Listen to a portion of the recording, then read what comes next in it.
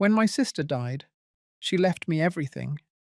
And then, after 18 years of silence, my three children suddenly came back, calling me Mom again. I wanted to believe them. I really did. But something in their smiles felt practiced. Something in my chest tightened. I thought I was too old to be fooled. But what if the real betrayal wasn't just from the past, but was already waiting in my living room, wearing my son's face? I was still putting away the last sympathy cards when the lawyer called. My sister's ashes hadn't even cooled, and suddenly I was expected to sit in some downtown office and listen to her final wishes. I hadn't slept much. The house felt hollow without Beatrice. For 19 years, she was the one constant thing in my life after my children left. She didn't hug, she didn't coddle, but she never walked away. That morning, I put on the navy suit she always said made me look like a woman with boundaries. I sat in the car for 10 full minutes before turning the key. It was strange, knowing everything that once belonged to her would now have my name on it. The house, the buildings, the accounts, all of it. I never asked for any of it. I just wanted her to stay a little longer. The office was quiet. Leather chairs, heavy wood furniture, the kind of place where nothing rushed, not even grief. Harold Bennett, her longtime attorney, greeted me like a familiar storm. Firm handshake, no small talk. He gestured for me to sit, and I did, folding my hands in my lap like I was back in church. He began reading the will, line by line, with that dry lawyer tone that strips emotion from even the deepest intentions. Beatrice left everything to me. Every property, every dollar, every dusty antique vase and million-dollar parcel of land. It felt surreal. She had warned me in her own way. Little comments over tea, notes scribbled in margins. But hearing it said aloud still pulled something deep inside me. There was a moment of silence when Harold closed the folder. Then came the knock. The door opened, and time stood still. Gregory stepped in first, his shoulders broader, his hair thinner. But that same walk, that same confident smirk dressed up as concern. Susan followed, thin, tightly wound, her smile stretched too far. And Philip, the youngest, hovered in the back like he always did. I hadn't seen them in 18 years. Not once. No calls, no holidays, not even a postcard. Gregory said my name like he'd just seen me yesterday. Susan called me Mom. I didn't answer. Harold stood, surprised, but not enough to forget his manners. He gestured to the empty chairs. They sat down like it was their right, like they belonged there. I could feel my heartbeat in my fingertips. Susan reached for my hand across the table. I pulled it back without thinking. Philip said something about the obituary, how they had seen it, how they had meant to come sooner. My eyes were fixed on Harold. He looked back at me with a question in his eyes, but I didn't nod. Gregory cleared his throat and said he was sorry for everything, that they were here now, that they wanted to help. I think he even said something about rebuilding. I remember thinking, why now? Then I remembered something Beatrice once told me. When people show up suddenly, it's never sudden, it's planned. I didn't argue. I didn't ask for explanations. I let them talk. They said they had changed. Life had taught them lessons. They wanted to be a family again. They asked if I was eating well, if the house felt too big now, if I needed anything. That was the moment I realized this wasn't about me. It was about the will. It was about everything Beatrice left behind. Harold finally spoke, thanking them for their concern, but explaining that the estate had already been lawfully transferred. Gregory nodded slowly, like he expected that answer. Susan looked disappointed, but not surprised. And Philip, he never did look me in the eye. After they left, Harold turned to me. He asked if I wanted to contest their presence. I said no, because something in their voices told me this wasn't the last time I would see them. If you're still listening, tell me something. Have you ever had someone come back into your life not because they missed you, but because they realized you had something they wanted? If you have, I hope you chose yourself, like I'm about to. Stay with me. This story is only just beginning. It happened in the kitchen, the day everything shifted.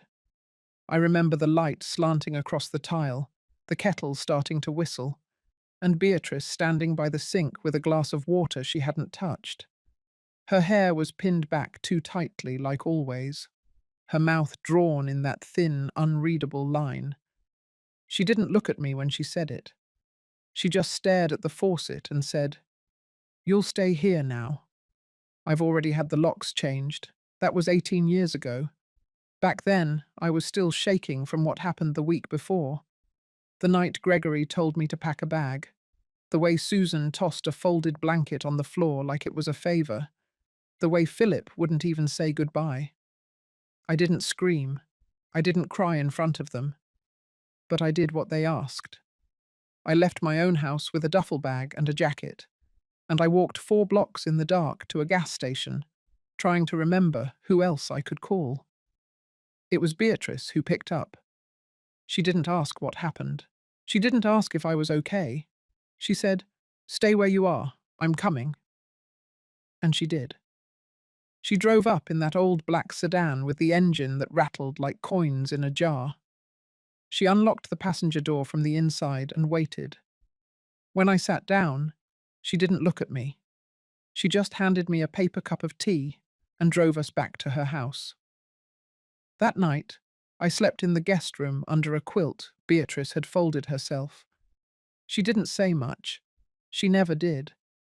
But the next morning, there were fresh eggs on the counter, and she had stocked the fridge with the things I liked: strawberry jam, whole milk, plain yogurt, the quiet way she cared. I stayed in that house, and the seasons changed. And with every passing day, she didn't ask when I was leaving. People talk about pain like it's sharp, like it stabs. But mine didn't feel like that. It felt dull, thick, like walking into the ocean fully clothed, heavy and slow and impossible to shake off. It wasn't just the way they pushed me out, it was the way they made it feel reasonable, like it was the natural next step, like I should have seen it coming. Gregory said I was too anxious, that I hovered too much. Susan said I was draining. Philip didn't say anything at all. I remember the way he looked at me that last night, like I was already gone. Beatrice didn't ask for the details, but she understood more than she let on. I think that's what saved me. Her silence was never indifferent. It was shelter. I began helping her around the house, organizing files, watering the plants. She would leave small notes for me, always on yellow paper, always signed with just a B. At first, I tried to talk more, tried to fill the silence. But eventually I learned that quiet could be a kindness. A year passed like that, then another. Eventually we stopped referring to it as temporary. She moved my things from the guest room to the west bedroom, gave me a key of my own. We developed our own rhythm.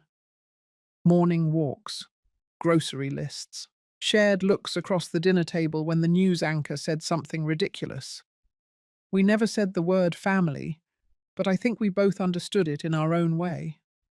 What I didn't expect, what I never once anticipated, was that Beatrice would leave everything to me.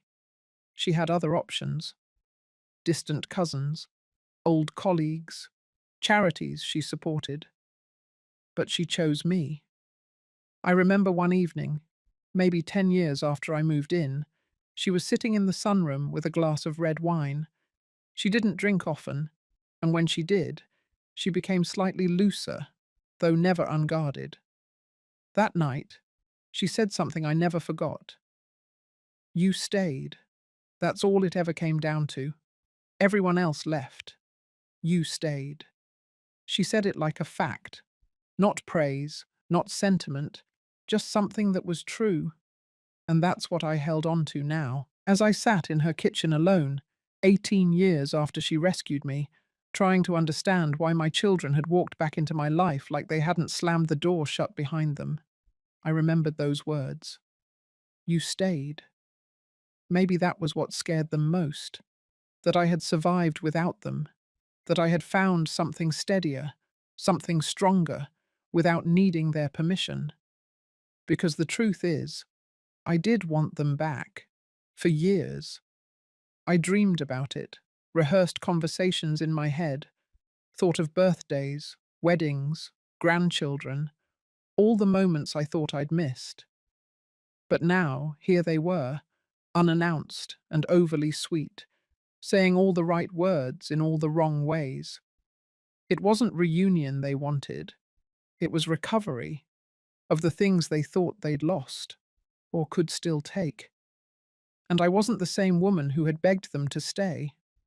I was someone who had learned how to live inside silence, who had learned that quiet does not mean powerless, who had learned that staying is sometimes the bravest thing you can do. The envelope wasn't thick. It was standard ivory stock, the kind Beatrice used for thank you notes and holiday cards. My name was written in her careful, slanted script across the front. No decoration, no extra weight. But my hand trembled as I held it. Harold handed it to me after the will reading. He didn't say much, just that Beatrice had left instructions for me to read it privately. I waited until I got home. I needed the silence of the house to open it. I needed to hear her voice in my head again, before I heard what she had left behind in words.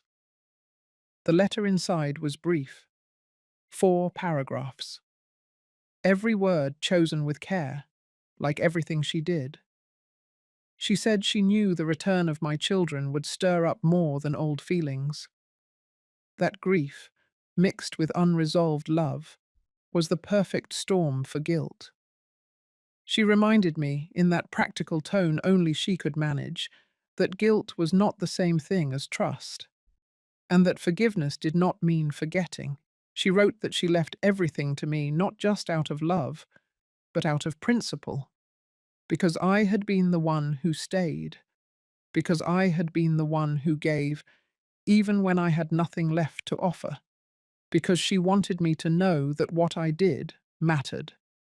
She ended the letter with a line that made me pause longer than I expected. You deserve to live without always waiting for the next door to close. I read that line 3 times, because I knew what she meant. For years, even inside her home, I had lived like I might be asked to leave again. I folded my grief. I tiptoed through quiet rooms. I treated her generosity like a loan I couldn't repay. But Beatrice had seen right through it. And now, with her gone, she was still offering me something I hadn't fully taken before. A place to stay. A place to belong. I folded the letter and placed it in the top drawer of the desk in the study. Then I sat down and opened the file folder Harold had also given me. It was full of bank statements, property deeds, insurance documents, all of it now in my name. My hands moved through them like they belonged to someone else. I was a retired administrative coordinator, not someone meant to own 6 commercial buildings and acres of real estate. But Beatrice had left no gaps. Everything had a note, a tab, an explanation. And then, tucked in the back, I found a smaller envelope. No name, no address, just a sticky note attached that read, "Open only if they come back." It wasn't sealed. I slid the letter out and read it once, slowly. It was written 2 years ago. Beatrice had seen something coming, even before her final diagnosis. She had suspected that if news of her death reached my children, they might return. And she had prepared for that. In the letter, she detailed steps she had taken. Legal protections, ownership transfers that couldn't be reversed, a clause in her business agreements that named me as sole trustee of her charitable funds. But it wasn't the legal content that shook me, it was her clarity. She wrote that people who abandon their parents rarely return for love, that regret is loud when wealth is involved, and that I should not mistake their tears for truth unless their actions had changed. Her words didn't soften the ache in my chest, but they did steady it. I placed both letters back in the folder and slid it into the locked cabinet near the fireplace. Then I made tea, sat in her chair, listened to the clock tick, and for the first time in days, I let myself breathe. The next morning, I walked the property. The house sat on a gentle slope, backed by a field of trimmed grass and a row of pines. Beatrice had always kept it tidy, not fancy, just clean, the way she liked everything. I stopped near the old stone bench under the elm tree and looked out at the land. Somewhere, beneath all of this, was the version of me who used to believe my children would come back because they missed me. But that version of me had been slowly fading for years. I wasn't angry, at least not in the way people expect. Anger had been spent long ago. What remained was a quieter feeling, not bitterness, but distance, like a door gently closed and locked from the inside. I didn't hate them, but I no longer needed them to prove they loved me. I needed to prove something to myself instead. Inside the house, the air still held her scent, sandalwood and mint.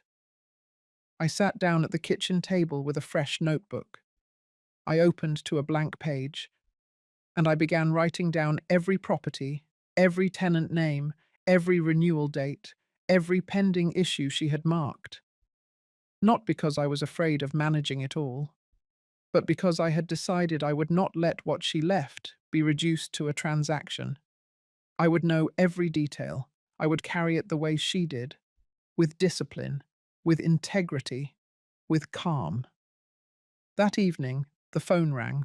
It was Susan. I let it go to voicemail. Then the text came. "We just want to talk, Mum. We were thinking of staying in town a little longer. Maybe stop by tomorrow." I stared at the screen for a long time, not because I didn't expect it, but because even now, a part of me wanted it to mean something good. Then I remembered what Beatrice said.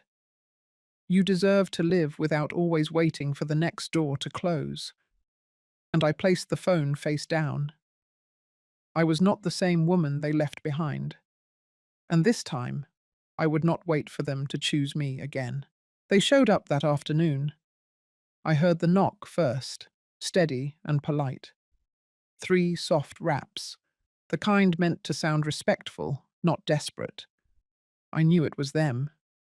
Something in my chest tightened as I walked toward the front door. I had already turned down Susan's message the day before, but I also knew them well enough to expect persistence. When I opened the door, Gregory was the first to smile. He stood there in a beige jacket, sleeves rolled up neatly, like he had just stepped out of some casual business meeting. Susan stood behind him, clutching a paper bag from a bakery downtown. The smell of butter and sugar wafted toward me. And Philip, as always, was slightly off to the side, looking down at his shoes until he noticed me staring. I didn't step aside to let them in. Gregory cleared his throat. He said they were staying at the Lakefield Inn for a few days, just to rest, just to catch up, just to be near me after so long apart. His tone was easy, measured, like he'd rehearsed it on the drive over. Susan offered the bag of pastries, said she remembered I liked croissants. I took the bag, not because I wanted them, but because I didn't want to give them an excuse to linger on the porch. I asked what they wanted. Gregory said they didn't want anything.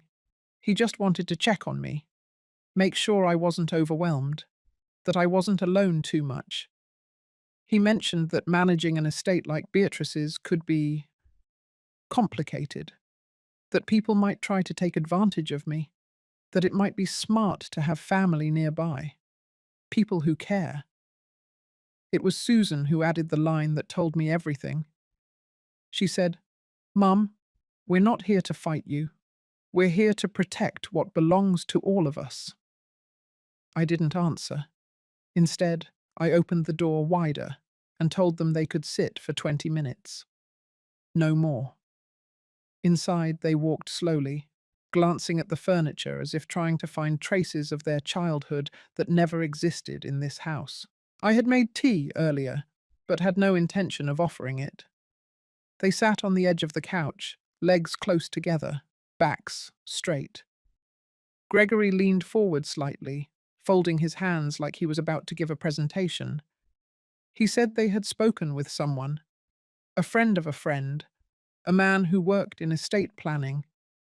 He said that depending on how Beatrice had structured her affairs, there could be options, adjustments, that if I needed help managing it all, they would be happy to assist. Susan chimed in, saying that Beatrice was their aunt too, that they had loved her, even if they didn't always show it, that she wouldn't have wanted the estate to drive a wedge through the family. I sat across from them in Beatrice's favourite chair, the blue one with the wooden arms. She always polished herself. I let them talk, let the words fill the room, swirl around the edges of everything that had already been decided long ago. When Gregory paused, waiting for me to respond, I asked one question. Why now? He blinked, then said he didn't understand. I asked again, more slowly. Why now? After 18 years. He said he had been wrong, that they all had, that they had let things go too far, that grief and guilt made people foolish. He said they had grown, learned things, lived hard years, that they missed me. I asked him to name the last book I read. He couldn't. I asked Susan to describe my favourite meal. She guessed pot roast. It wasn't even close. I asked Philip to look me in the eye. He tried. He failed. I stood up. I told them I wasn't angry, that anger had left me years ago. I told them I didn't need their help, that Beatrice had left everything with clear instructions, and I intended to follow them. I told them I had already spoken to Harold, and that the estate had no loopholes to squeeze through. Gregory tried to protest, said maybe it was worth reviewing again. Susan reached out for my hand. I stepped back. I said they had 15 minutes left. They used 10. They left quietly. No raised voices, no scenes. Just awkward silence and a final promise to call. When the door closed, I stood still in the entryway for a long time. My heart wasn't racing. I wasn't shaking. I was calm, because now I had seen it for myself. The way they moved, the way they spoke, the practiced lines, the little corrections when one of them said too much. They weren't a family coming home. They were strategists, and I was not going to be a target. That evening I went through Beatrice's drawer of old notes. I pulled out the folder marked Final Transfers. I reviewed the updated deeds, the retitled assets, the trust paperwork. I checked the margins where she scribbled reminders. Call Harold by Tuesday. File copies with Estate Council. Add clause to trust if needed. She had prepared for this. In her quiet, meticulous way, she had seen the playbook before the game began, and now so had I. There were no illusions left. I wasn't the mother they remembered, or perhaps I never had been. What they remembered was someone willing to shrink herself to fit their needs. But that woman no longer lived here.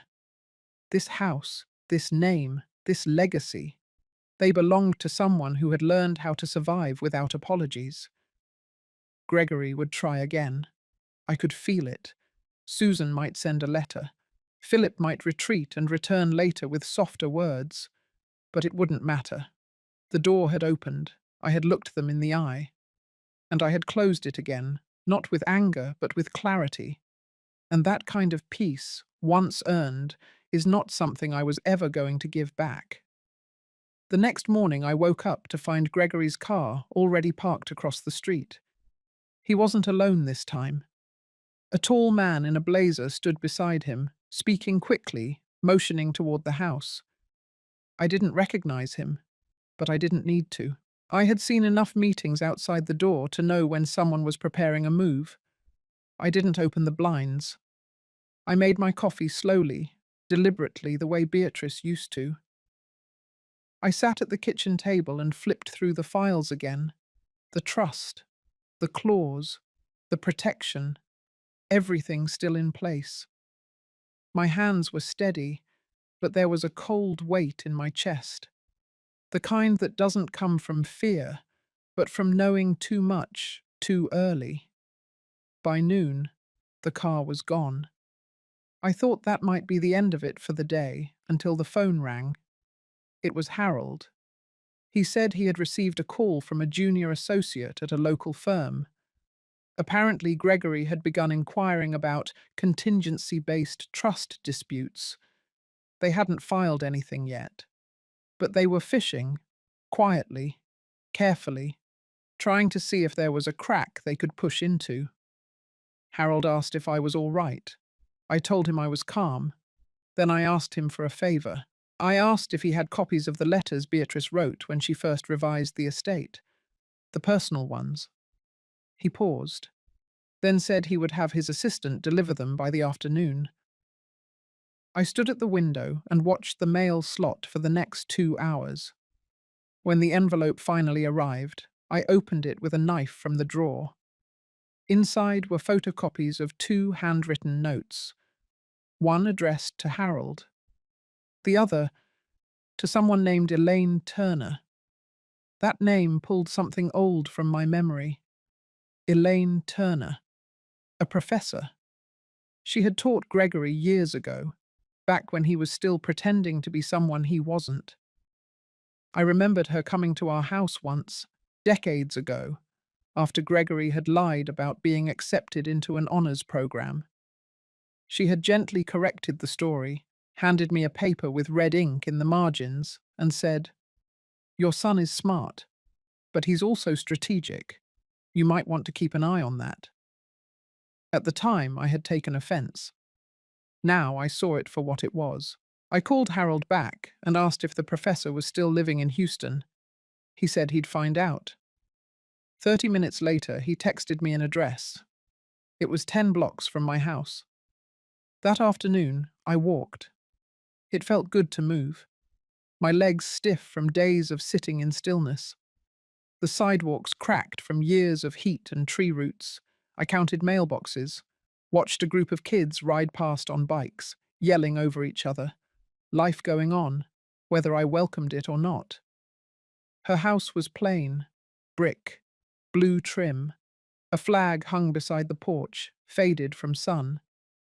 I knocked once and waited. A minute passed before the door opened. Elaine Turner hadn't changed much. Older, yes, but the same sharpness in her eyes, the same patience in her mouth. She looked at me for a moment before saying, "You're Rosalind." I nodded. She stepped aside and let me in without a word. The house smelled like lavender and books. We sat in a living room full of armchairs that looked too heavy to move, but somehow comforting. She poured tea. I didn't ask for it. She just knew. We talked for nearly an hour. I told her everything. The reappearance, the visits, the man in the blazer, the subtle threats. She listened without interruption, except to ask for dates, names, timing. Then she reached behind the armrest and pulled out a folder. Inside were 3 pages, typed, labeled, annotated. She said she had kept track, that she had never thrown away the records from when Gregory was her student, that there had been irregularities back then, plagiarism, manipulated citations, even a complaint from a classmate that he had submitted someone else's work. Nothing ever proven, nothing formally filed, but enough to stay in her mind. She said Beatrice had reached out to her 2 years ago, just one meeting, over lunch. Beatrice had asked what she remembered. Elaine had told her everything. Beatrice never said why she asked, but now we both understood. I asked if she would be willing to write a statement, not legal, just personal, something that showed a pattern. She said she already had. She slid it across the table.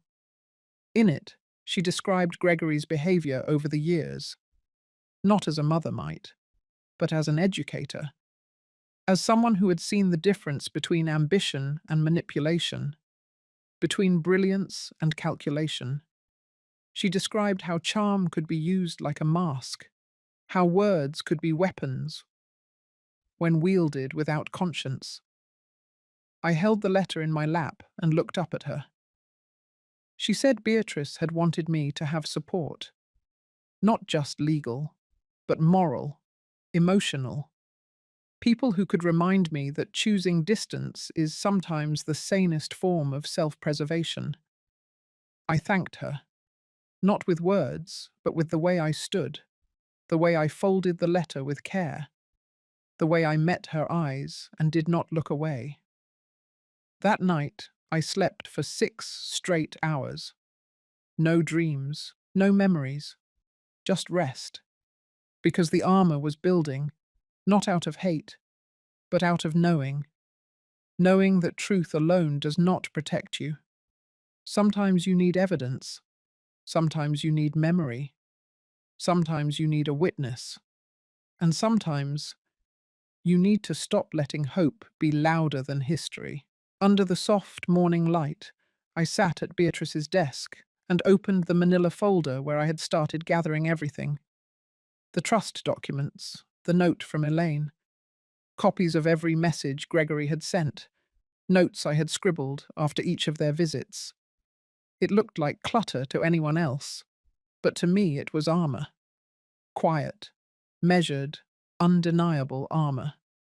That morning, I called Harold again. He was calm, as always. He asked if I had slept. I told him the truth. I had, finally. But not because things were better, because I was clearer. I told him about the meeting with Elaine. I told him what Gregory had been circling around, quietly behind my back. Harold said he wasn't surprised. He said, "Rosalind, this is the stage where people start smiling more. When they realize pressure doesn't work, they try charm again. Polished charm." I hung up and waited. By noon, Susan showed up alone. She brought flowers this time, yellow tulips, a little wilted at the edges. I opened the door just wide enough to block her view of the living room. She smiled like we were close again. She said she just wanted to see how I was doing. She said she remembered I used to love tulips in spring. I didn't bother correcting her. It was peonies I loved. Beatrice had grown them in the back garden. I didn't ask her in. Instead, I asked her what she wanted. She hesitated, then asked if I had heard from Gregory. I told her not lately. She said he was stressed, that he'd been looking into things, but it wasn't because of greed. It was fear, that estates this size attract bad people, opportunists, that he just wanted to make sure I was protected, that we all were. She emphasized the word, we. I told her I was fine, that everything was in order. She shifted, as if preparing for a speech. Then she said something that I will never forget. She said, "I know you think we're coming back now because of the inheritance, but maybe we're back because we regret what we did. Maybe people change. Maybe we've changed." I looked her in the eye and asked her to name the street I moved to after Beatrice took me in. She blinked. Her mouth opened, closed. I told her it was Willow Glen Road, that I had lived there for 3 years, that not once had she written, that when Beatrice sent them my address, all 3 letters either were returned unopened. She didn't respond. I told her I didn't believe people change just because there's money involved. I told her regret is a quiet thing. It does not knock on your door with flowers. I thanked her for the tulips and closed the door gently. That evening, Gregory called. I let it ring. Then again. Then Philip left a voicemail. He said he wanted to talk. Not about the trust, about the past, about healing. His voice shook a little, like he had rehearsed too many versions before picking this one. I didn't call back. Instead, I visited McClellan. She was the director of the local women's non-profit Beatrice had funded for years. We had met a few times at fundraisers, but we had never talked deeply. I brought her a tin of lemon cookies, the kind Beatrice used to send every spring. McClellan welcomed me into her office, a cozy space filled with books and photos of the women they had helped. She listened as I told her everything, not just the recent events, but the long silence, the years of absence, the emptiness I had buried under routines. She listened without pity, just attention. And when I finished, she poured us both tea and said quietly, "You know, sometimes the absence of harm is not the same as love." I nodded. She said she had heard about Beatrice's passing, that the women in their shelter had cried when the news broke, that they lit candles and left notes in the front hallway. I hadn't known that. Then she asked me what I wanted to do with all of this. Not legally, not financially, emotionally. I told her I didn't know yet, but I was starting to understand that forgiveness and access are two different things. I could forgive them someday. Maybe. But I didn't owe them entry. McClellan said something then that stayed with me. She said, "You can love someone and still lock your door." We sat in silence after that. Before I left, she handed me an old photo. It was of Beatrice, standing on the porch of the shelter, surrounded by women of all ages. She looked proud, not of herself, but of them. That night, I framed it. I placed it beside the guest room door, the one I kept locked now, because love can be quiet, but so can boundaries, and sometimes they sound the same to people who have never known the difference. The next day, I received an envelope in the mail, no return address. Inside was a copy of a preliminary trust inquiry form, highlighted, annotated, and a sticky note that read, "Just checking options." I knew Gregory's handwriting, and suddenly, all the words from Susan and Philip fell silent in my memory. They had never been here to reconnect. They were still trying to get in. But now, the locks were stronger, and I had found something even more powerful than anger. I had found resolve. I woke to silence. Not the comforting kind, but the thick kind that feels like it's holding its breath. The house was still, but my body knew something had shifted. I moved slower that morning, not because of age, but because I was bracing for something I couldn't name yet. At 9, the doorbell rang. It wasn't one of them. It was Harold. He hadn't called ahead, which was unusual. He stood at the door in a charcoal coat, his shoulders tense, eyes tired. I let him in. He took off his gloves slowly, then opened his briefcase and handed me a thin folder. Inside was a copy of a complaint draft. Gregory had been working with another firm, one that specialized in elder financial abuse. The accusation was subtle, that I had been manipulated in my old age, that Beatrice had been controlling, that perhaps I hadn't been of sound mind when I signed the final version of the trust. It wasn't a lawsuit yet, but it was a warning shot. Harold said the firm had reached out to a probate contact in Dallas, likely trying to feel out the terrain before moving forward. There was nothing public yet, nothing filed, but he wanted me to see it with my own eyes. I sat with that paper for a long time, not angry, not afraid, just disappointed. It wasn't the legal move that hurt. It was the insult, the insinuation that I had not been present in my own choices, that my grief had somehow made me incompetent. After Harold left, I didn't cry. Instead, I opened Beatrice's old desk drawer and took out the notebook she had given me years ago, the one with the leather cover and blank pages. I hadn't touched it since she died. I wrote one sentence. If they want to test my memory, I will give them every page of it. I spent the rest of the day writing. Not stories, not defense, just moments. Moments that proved I had been awake, that I had been watching, that my memory was not only intact but sharpened by neglect. The way Gregory had looked at the will when I first mentioned it, the shift in his mouth, the way Susan had called twice in a row only after reading the obituary online, the way Philip had referred to the house as a property asset during breakfast. Each detail, dated, each sentence, clear.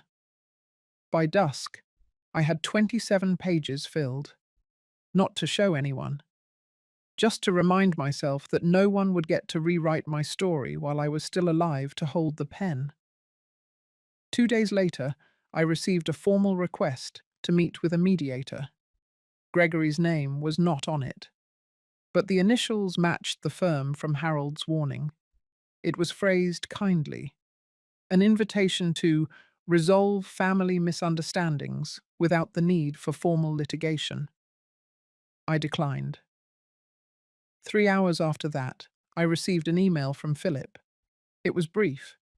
He said he didn't know what Gregory was doing and that he didn't support it, that he had always been the peacekeeper of the family, that he wished I would consider meeting him alone, just for coffee. I didn't reply. I had learned that silence is not the absence of power. It is the presence of boundary.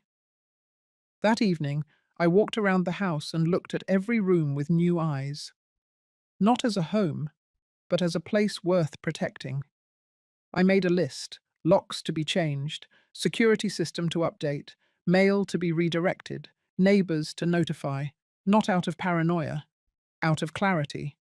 Because when someone tries to rewrite your truth, they don't stop at one sentence. They keep going until the ending belongs to them, and I wasn't going to let that happen. The next morning, McClellan called.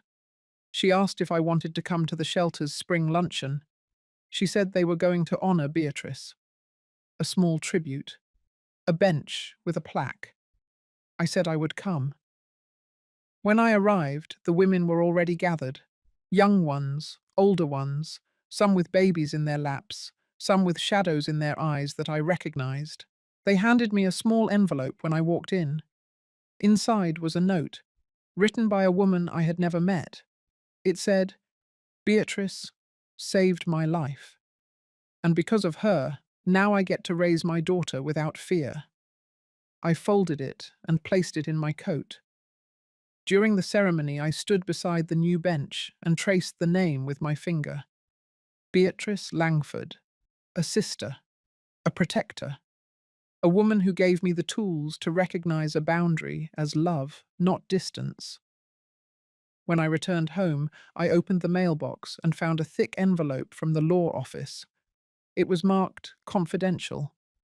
Inside was a sworn statement Gregory had submitted preemptively in case of court proceedings. It was full of polite phrasing, strategic omissions, and one sentence that nearly made me laugh. He wrote, "I have concerns about my mother's capacity to manage such a large estate, given her current condition." My current condition. I sat in the chair by the window and whispered the phrase to myself, like it was a poem. Then I stood, walked to Beatrice's room, took the framed photo from the nightstand and brought it to the kitchen, set it on the table.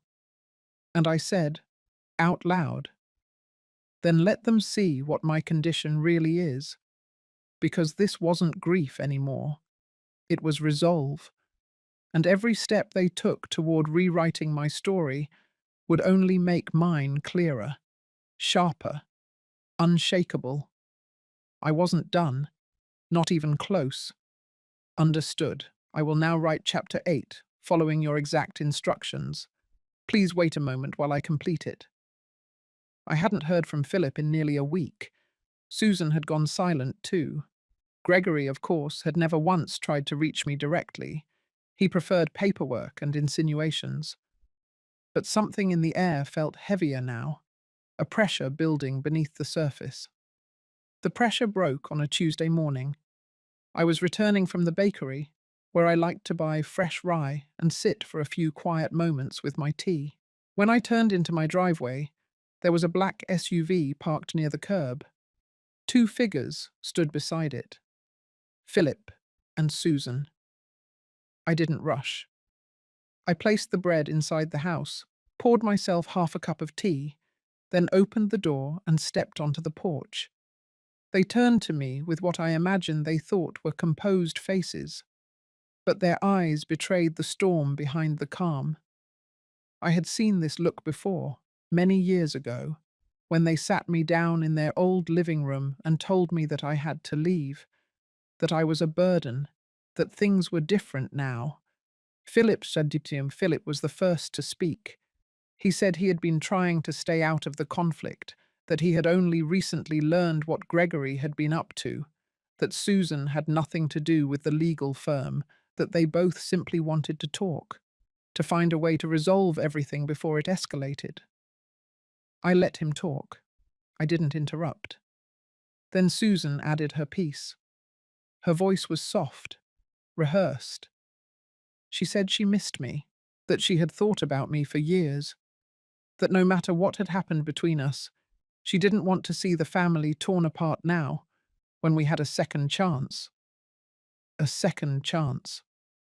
That phrase hung in the air like the scent of something sweet but spoiled. I asked them what they wanted, not with words, just with my eyes. Philip took a small step forward. He said he was worried about how the public would see this, that dragging a family dispute through courts would harm everyone's reputation, that people talk, that neighbors notice, that perhaps, if I agreed to divide the inheritance a little more equitably, everyone could move forward without hostility.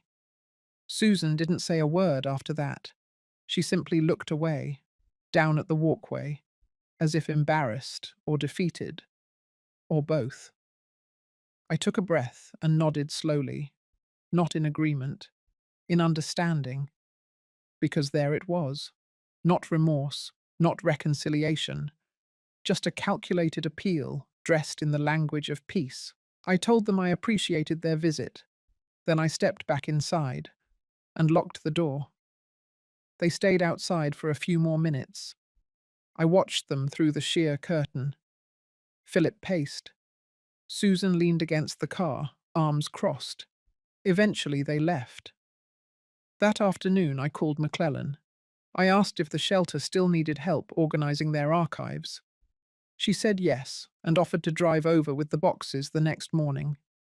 I told her I would come to them instead. I needed to be around women who had seen what I had seen, who had learned to live without being believed. At the shelter, I sorted files in a small back office. Folders filled with intake notes, lists of emergency contacts, medical summaries, protection requests. Each folder was a story. Each one carried the echo of choices made under pressure, of women who had loved too long or trusted too deeply. I saw parts of myself in every file. I stayed late that evening. When I returned home, there was a letter on the front steps, not mailed, left by hand. The handwriting was unmistakable. Philip's. Inside was a single page. He said he had spoken with Gregory again, that he didn't agree with his methods, but he couldn't stop him either, that Susan was upset and didn't want things to turn ugly, that they were still hoping I would change my mind, that maybe I was just too emotional right now to see the big picture. Too emotional. Another phrase that clung like ash. I burned the letter, not in anger, but in clarity. That night, I sat down and made another list. This one wasn't about locks or cameras. It was about where my power lived.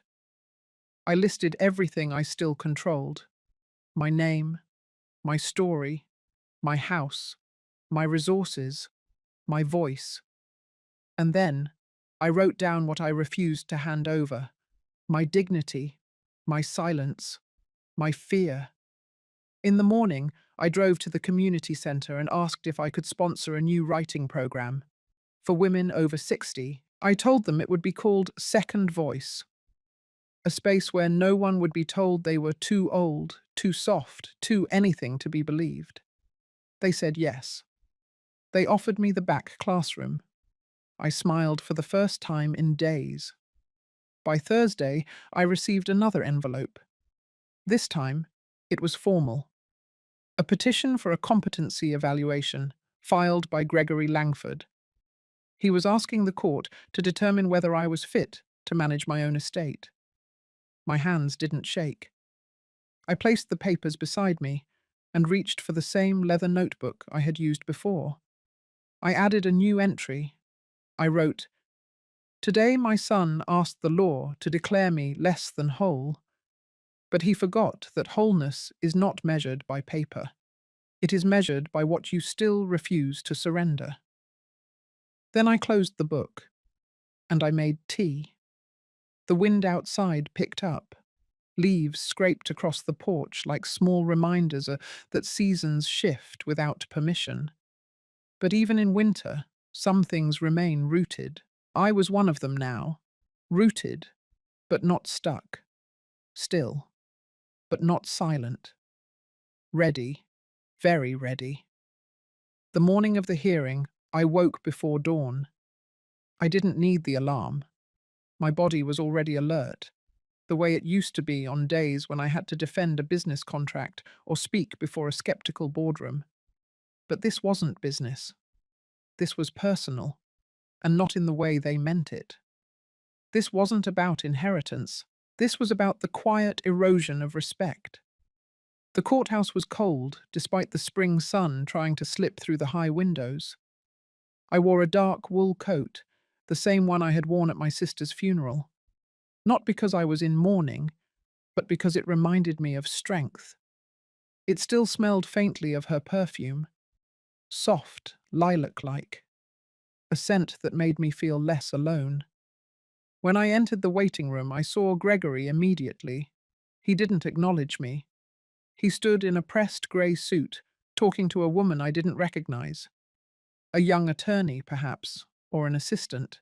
He had a file in his hand, and that same taut expression he wore at his father's memorial years ago, when I asked him whether he had spoken to Susan lately, and he answered by pretending not to hear. Philip and Susan arrived 5 minutes later. She wore all black. He wore a navy jacket with an overstarched collar. Their appearance was neat, deliberate, as if coordinated, as if mourning something in advance. My lawyer, Mr. Denning, a quiet man with sharp eyes, had reviewed the petition thoroughly. He told me this case wasn't typical. It wasn't about erratic behavior or actual impairment. Gregory had framed it around emotional instability, citing my recent decisions under distress, including large donations and new community projects. The implication was that I was being manipulated or unraveling. But I wasn't the one unraveling. That would come later. We entered the hearing room. A judge with weary eyes and a deliberate voice asked the parties to speak in turn. Gregory's lawyer stood first. She was confident, smooth. She painted me as a woman overcome with grief, isolated, vulnerable. She referenced the cancelled trust fund, the delayed renovation of the family estate. She said these were signs of impulsivity. She said my advanced age and recent bereavement clouded my judgment. She never said old woman, but the words hung in the room anyway. Then Denning stood. He spoke plainly. He referenced my decades of work, my clean financial history, the documentation of all recent gifts and projects. He emphasized that competence was not a feeling, it was a standard, and I had met it, clearly. Then, unexpectedly, he called a witness, McClellan. She stepped forward in her usual jeans and blazer, not dressed to impress, dressed to stand firm. She spoke calmly about our time together at the shelter.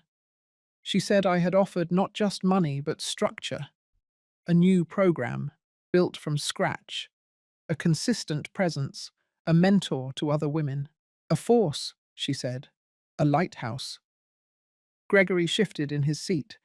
Philip looked down. Susan looked straight at me. The judge asked for a brief recess. We stepped into the hallway. I took a sip of water and watched the light shift across the tiled floor. It was oddly quiet for a courthouse, just the distant hum of a copier and someone's heels tapping past. When we returned, the judge summarized the statements, noted the lack of medical evidence, and concluded that there was no legal ground to question my competence. The petition was dismissed, but the victory didn't bring relief, not right away. Gregory didn't look at me as he left. Philip did, just for a second. There was something hollow in his eyes, not regret, not anger, just distance. Susan lingered. As the others turned the corner, she took a small step toward me. She said quietly that she hadn't known Gregory filed the motion until the night before, that she didn't agree with it, that she was sorry, but she didn't apologize for what she had done, only for what she had let happen. I nodded once, not to forgive, not to accept, just to acknowledge. Then I turned away. That evening, I went home and sat in the garden. The air was cool. The wind traced the edges of the fence and rustled the leaves like old paper. I thought of my sister, of the day we planted the lemon tree in the corner, both of us laughing because we had no clue what we were doing. It had grown crooked but strong, like most women I knew. That night I wrote in my notebook again. I wrote, "Today, I was declared whole by strangers, but I was already whole before they said it. What they did was name it. What I must do now is live it." I slept well that night. For the first time in weeks. No dreams, no knots in my chest, just quiet. But even then, I knew the story wasn't over, because Gregory had played his first real card, and men like him rarely stopped after one. He had failed in court, but people like him often returned not with law, but with something worse. Smiles, smiles hiding new plans, plans dressed as concern. And I was ready for all of them. The days after the hearing moved with an eerie stillness. There was no apology, no phone call from Gregory, not even a generic message to pretend civility, just absence. A silence that didn't feel like peace, but like calculation. It wasn't over. I knew that. Still, I returned to my routines. I walked the garden. I reviewed community plans with McClellan. I made quiet donations. I cooked again, not because I had to, but because the rhythm of it reminded me that life could be shaped gently with care. There was peace in peeling carrots slowly, in the smell of rosemary on roasted potatoes, in knowing exactly how much lemon a sauce needed. Then, the envelope came. No return address, no handwriting, just a printed label with my name and a stamp already fading. I opened it in the kitchen. Inside was a single page, a spreadsheet, a photocopy, clearly. Dozens of line items, account numbers, transaction codes, transfers from one trust into a secondary shell account. Dates, amounts. I recognized one of them. It was a fund I had closed months earlier, one that Gregory had access to as a co-beneficiary long before I rewrote my will. The signature next to the final transfer wasn't mine, and it wasn't recent. It was dated 3 years ago. I sat down hard on the bench by the kitchen window. I stared at the numbers. My hands were steady, but my breath wasn't. I didn't understand everything yet. but I understood enough. It hadn't started with my sister's death. Gregory had been preparing long before that. The next day, I asked McClellan to meet me. We sat in the cafe near the shelter, away from familiar faces. I slid the page across the table. She read it in silence. Her eyebrows lifted, then furrowed. She asked nothing. She didn't need to. We both understood the implication. This wasn't desperation. This was architecture. Careful, quiet, layered like brickwork. She asked if I wanted to pursue it legally. I shook my head. Not yet. Not because I feared conflict, but because I needed more than accusation. I needed clarity. I needed truth. So I called Ashby. Not my original attorney, but a woman I'd worked with years ago on a foundation grant. Smart, young, surgical with numbers. She met me that weekend with a laptop and a look that said she wasn't here to sip tea and soothe me. She was here to investigate. It took her 2 hours to trace the connections.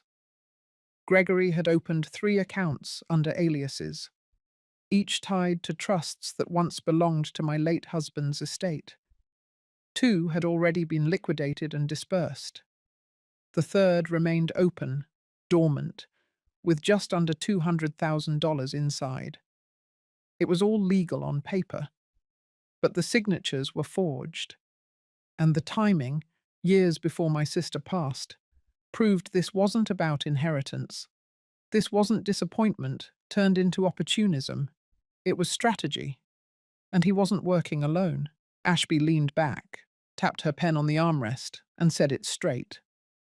Gregory and Philip had been manipulating my accounts for years. The only reason it hadn't come to light sooner was because their changes were incremental. They counted on my trust, on my distance. They had counted on me aging quietly. I didn't cry. Not then. I thanked her. I packed the documents. I walked home. That night, I took out the letters my sister had written me in the last year of her life. She had known more than she said. I read between her lines now and realized how gently she had tried to warn me. I had mistaken her caution for kindness. I had assumed the danger was outside, not within. And then I realized the worst part wasn't the theft. It was how natural it had become for them, how easily they had sat in my living room, how freely they had hugged me, how quickly they had used the word "mum" as if it had never been bruised. I stood in the hallway, looking at the family portrait from decades ago. My children, all 3. Young, innocent, eyes bright from too much sun and soda. I almost didn't recognize them anymore. The next morning I went to the notary's office. I revoked the previous documents Gregory had tried to manipulate. I transferred oversight of the remaining trusts to an independent fiduciary group. I restructured the funding for my shelter work, placing every project under the name of the new women I was mentoring, so nothing could be touched in my name again. Then, I made the call. Gregory picked up. I said one sentence. From now on, everything goes through legal channels. He said nothing. I hung up. It was the most silent goodbye I had ever given, and the cleanest. That afternoon, I returned to the community center. McClellan met me at the door. Her expression was unreadable. I handed her a copy of the restructure. She looked at it. Then she looked at me, and for the first time in weeks, she smiled. But it wasn't joy. It was respect, and maybe a little awe. And for the first time since this began, I felt something I hadn't felt in years. Power. Not the kind that controls people, the kind that protects yourself, the kind that doesn't need to yell to be heard, the kind that rebuilds. Quietly, deliberately, like peeling carrots in a quiet kitchen, like replanting a crooked lemon tree and knowing this time you'll give it the space to grow wild. The week after I finalized the legal restructuring was the quietest my home had felt in years. No emails, no unexpected visits, no soft knocks at the door, followed by syrupy apologies or fake smiles. It was as if the air itself had shifted, cleared of something heavy and unseen. I still woke early, out of habit more than necessity. The dawn was cool, the sky soft with fog that rolled in from the trees behind my house. I made coffee the way I liked it. I stood barefoot on the back porch, breathing in the sharp scent of pine and silence. It felt earned, but healing is never linear. That Wednesday, I received a package. No name, no note. Inside was a photo, an old one. Me, Gregory, and Philip on a summer trip to Lake Lanier, maybe 25 years ago. The boys were smiling. So was I. I could still remember the sunburn on my neck and the way Gregory had helped me into the canoe because my knee had flared up that morning. It was a good day, a real one. I almost didn't understand why it had been sent until I turned it over. Scrawled in blue ink on the back, in Gregory's handwriting, were the words, "We weren't always like this." That line cut deeper than I expected, because it was true. They hadn't always been cruel. They hadn't always looked at me like a barrier to something they wanted. There had been years, real years viz, when we were family. We laughed, we cried, we existed in the same space with love. I had been the first one they ran to when they scraped their knees or broke their hearts. I was not a stranger then. I was their compass. I sat down with that photo on my lap and let myself feel it all. The grief, the guilt, the lingering ache of something that had died slowly, not with a bang, but with 1,000 small cuts over time. That night, I didn't sleep. I replayed memories like an old record, ones I hadn't allowed myself to revisit in years, not because they hurt, but because they reminded me of who we had been before betrayal had carved its way between us. The next morning, I visited the community garden. McClellan was already there, tending to the mint beds. She looked up, saw my face, and said nothing. Instead, she handed me a pair of gloves and pointed to a patch of lavender that needed pruning. I worked beside her in silence. The sun was warm on my back. The earth was soft, and with each snip of the shears, I felt something inside me start to settle. After an hour, she finally spoke. "You can mourn them without letting them back in." She didn't need to explain. I understood. The heart is vast. It can hold grief and boundaries at the same time. That weekend, the foundation hosted its annual dinner. I had almost forgotten about it. It was a small affair, not formal, just donors and volunteers gathering in the old barn-turned-event space. I wore a navy dress I had nearly given away. I pinned my hair up like I used to in my 40s. When I arrived, the room hushed for a moment. Then they applauded. Not for me, for the work, for the shelter that had opened 2 new wings under the new leadership of the women I had mentored, for the scholarship fund that now bore my sister's name, for the quiet revolution that had happened in a town that once thought women like me were meant to shrink and disappear.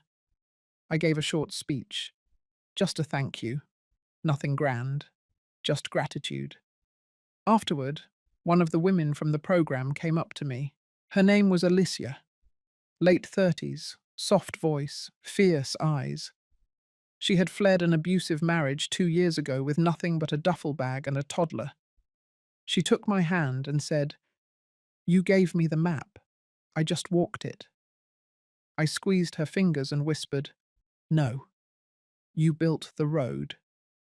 On the drive home, I felt the fullness of something I hadn't named before. It wasn't triumph, it wasn't revenge, it was a kind of peace that came not from getting even, but from getting clear. I no longer needed Gregory or Philip to see me. I saw myself. That night, I lit a candle in the windowsill, a tradition my sister and I had started as children. Back then, it meant someone was coming home. Now, it meant I was home with myself. As the flame flickered, I looked around the living room.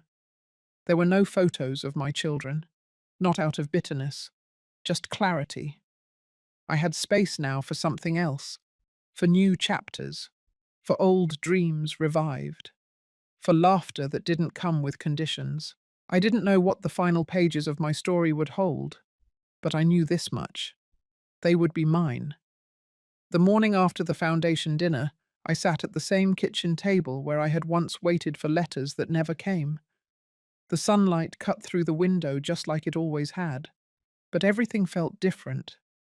Not because the world had changed, but because I had.